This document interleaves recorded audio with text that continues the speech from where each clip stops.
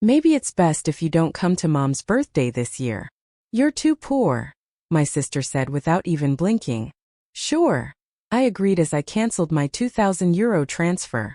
That same night, they arrived at the venue. My name shone on the restaurant sign. Welcome to my place, I said. And your canceled table. Maybe it's best if you don't come to Mom's birthday this year. You're too poor, Neria repeated, not batting an eye. I laughed. I actually laughed because I thought it was a joke. Excuse me, I asked, setting my coffee down. You know what I mean, she said, tossing her hair back like we were in a shampoo commercial. It's a classy place, no offense, but if you show up in your flea market jacket, you might ruin the atmosphere. Oh, I'm not offended at all, I said, my voice drier than the desert. She leaned back on Mom's sofa, stretching her legs out like she owned the place, which, to be honest, she practically did. Everything was always hers. The attention, the gifts, the money, the praise. I only existed to make her look better by comparison. The truth is, she continued, it's just easier if you don't come. No hard feelings.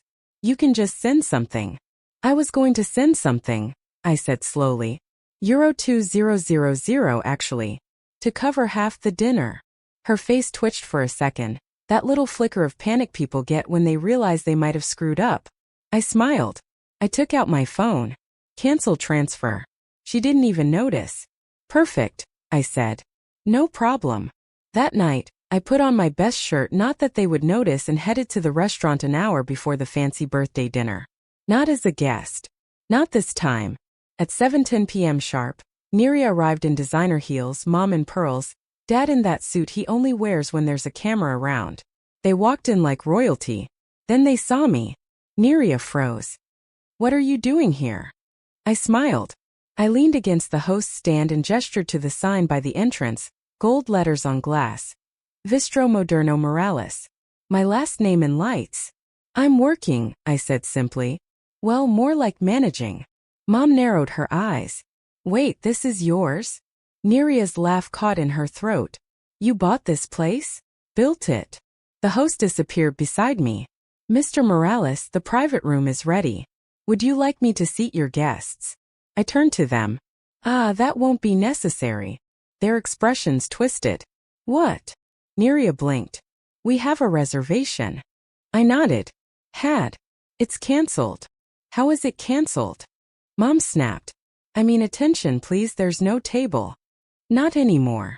Neria's face went red. Are you joking? Completely serious. She stalked towards me, furious. Her heels clicked like gunshots. You can't just— I can, I interrupted. You told me not to come. I'm just following your advice. Then I stepped aside and gestured to the exit. Not classy enough for you now?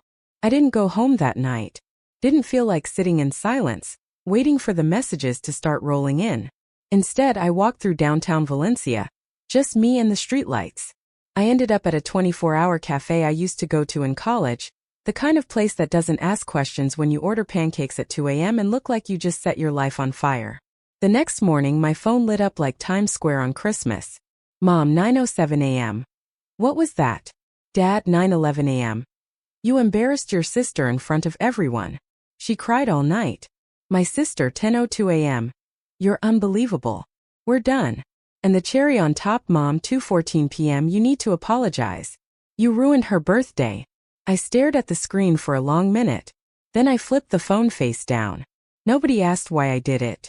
Nobody asked what led me to do it.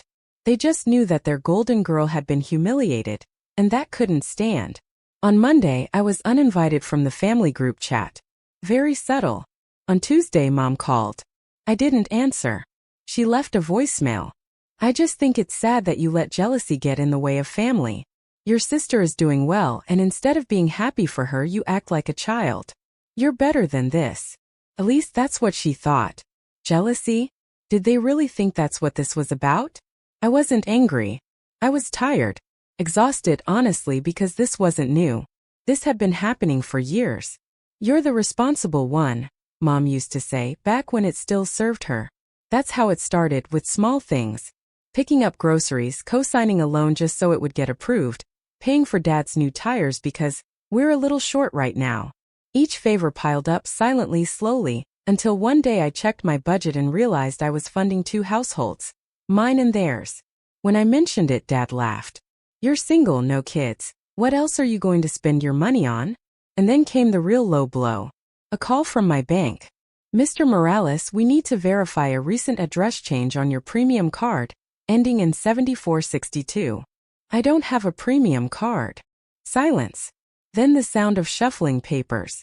"It was opened in your name 3 weeks ago. Registered address: Calle de los Cerezos, 41. That's my parents' house. I drove over there. Didn't knock, just walked in. They were in the kitchen, serene as always. "Hi, honey," Mom said without even looking up. "We weren't expecting you." "I noticed," I replied. "You opened a credit card in my name." The silence that followed was deafening. "What are you talking about?" Dad asked. I pulled out the letter and dropped it on the table. Mom's face tightened just for a second. Then she sighed. "It's not what you think." "Oh no? Because I think it's fraud." Dad scoffed. "Don't be dramatic. It's not like we're using it for fun. Who are we, the Kardashians?" No one answered. I turned to Neria, who was suddenly very interested in her nails. "You," I said. She shrugged. "I needed to book the venue. I didn't think it was a big deal." "You didn't think? You're insane. It's just temporary." She snapped. "You have money. Stop playing the victim." "Victim?"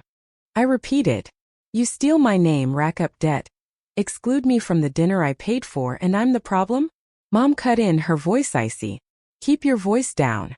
"Why? Why? Might the neighbors hear what perfect Neria did?" "She was under pressure," Mom said sharply. "And frankly, you were being rather cold the other night." I looked at them, these people, my family, acting like I was the one who needed to apologize for being robbed. And that's when I understood. They didn't see me as family. They saw me as a wallet with legs. I left without another word. That night I checked my credit report. Not 1, not 2, but 3 new accounts.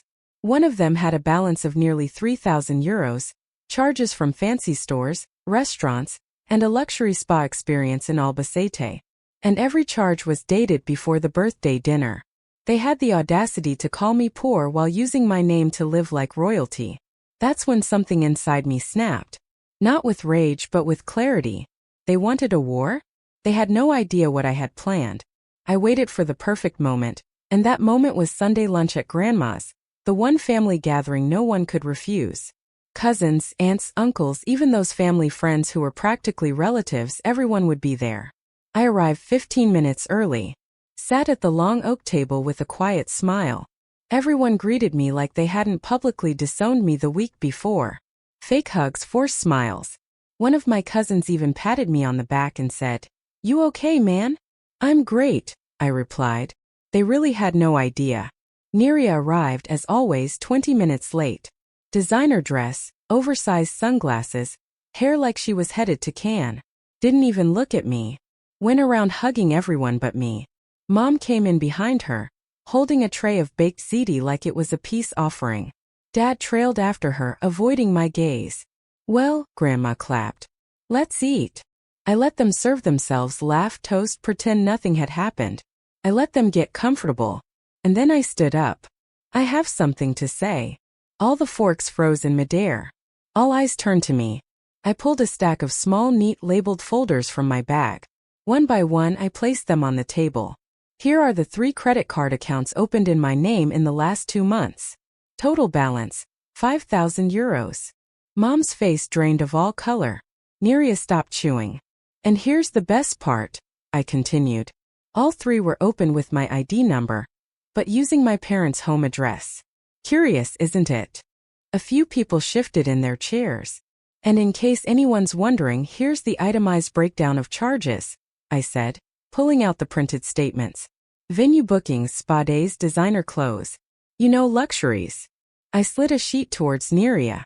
"Weddings and events, the essence. That's your name. Right there on the reservation." She swallowed hard. "That's not your twisting." I turned to the table. "I'd love to hear how I'm twisting fraud." Mom stood up abruptly. "Okay, that's enough. You're humiliating us." "Oh, this is just getting started," I said. I reached into my bag again and pulled out a folder marked identity theft complaint. This, I said, placing it in the center of the table, is the legal complaint I filed last week. I gave you the chance to explain. You gave me silence. Dad finally spoke, his voice strained. You're going to press charges against your own family? I looked at him calm. You used my name, took my credit, excluded me from Mom's birthday, and called me a failure. At what point was I still part of this family? Neria jumped to her feet. This is unfair. You're making a scene. Funny. I tilted my head. That's exactly what you said when you asked me not to come. Only now the venue belongs to me. She lunged across the table, grabbing for the folder, trying to crumple it. But I snatched it back.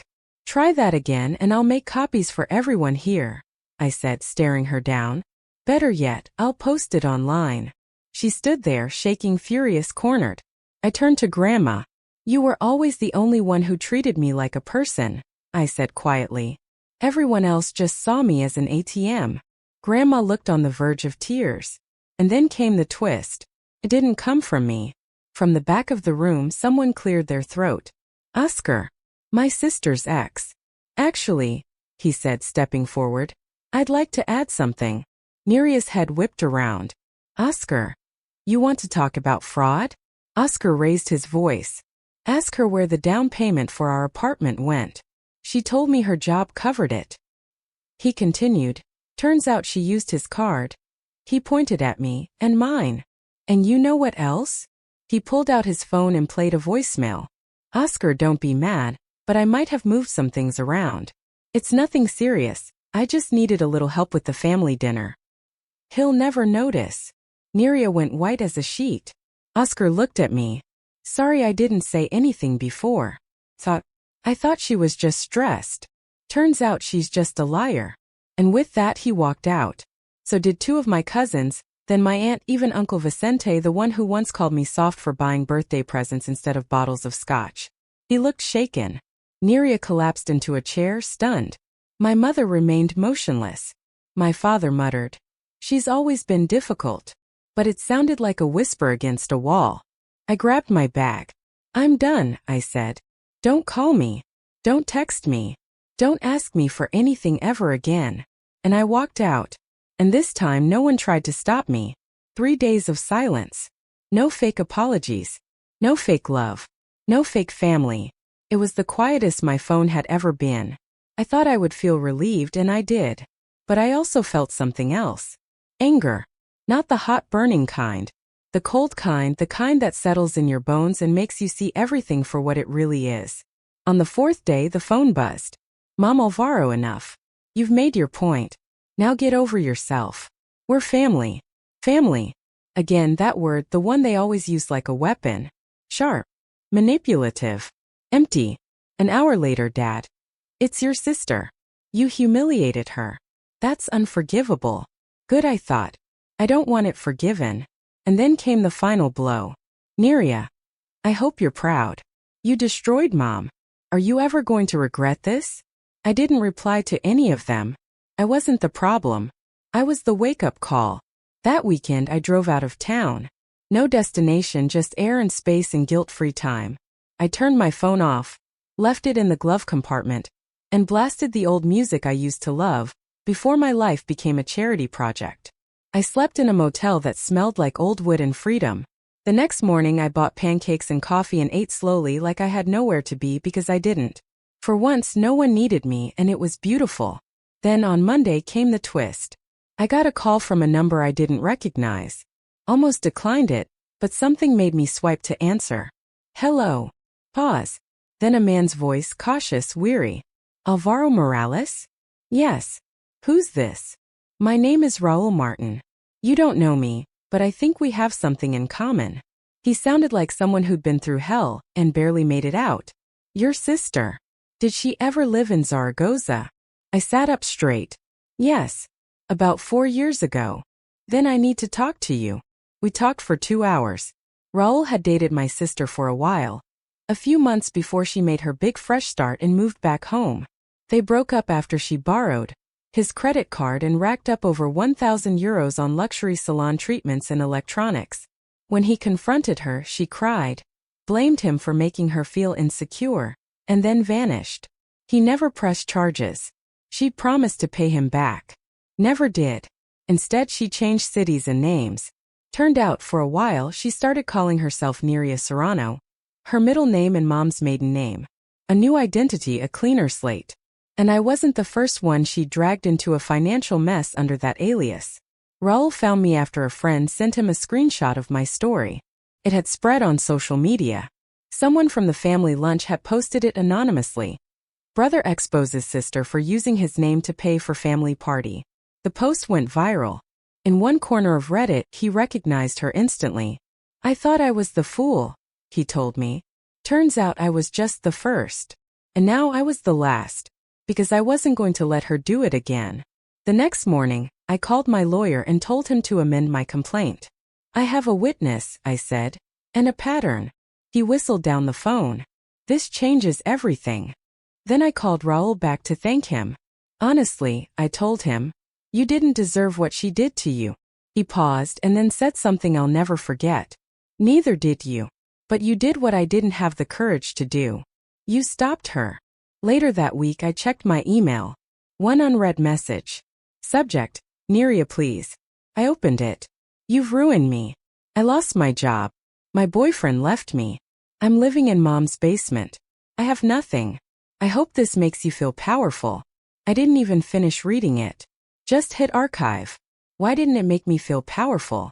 It made me feel free. For the first time in years, I wasn't anyone's safety net. I wasn't a financial cushion. I wasn't the silent prop in someone else's performance. I was a person with boundaries and a backbone they would never use again. It's been 3 months. 3 months since I walked out of that lunch at Grandma's and burned the last bridges dragging me down. 3 months since the legal complaint went through, the threats stopped, and the pleading started. Because that's what came next. Pleading. First the silence, then the blame, then the feigned concern. And now it's the bargaining. Last week Mom called. I didn't answer, so she left a voicemail. We miss you. I know things got out of hand, but this has gone too far. You've proven your point. Come home. Come home. Like I'd ever really belong there. The new apartment is small, but it's mine. Everything inside it is mine too. The furniture, the dishes, the air.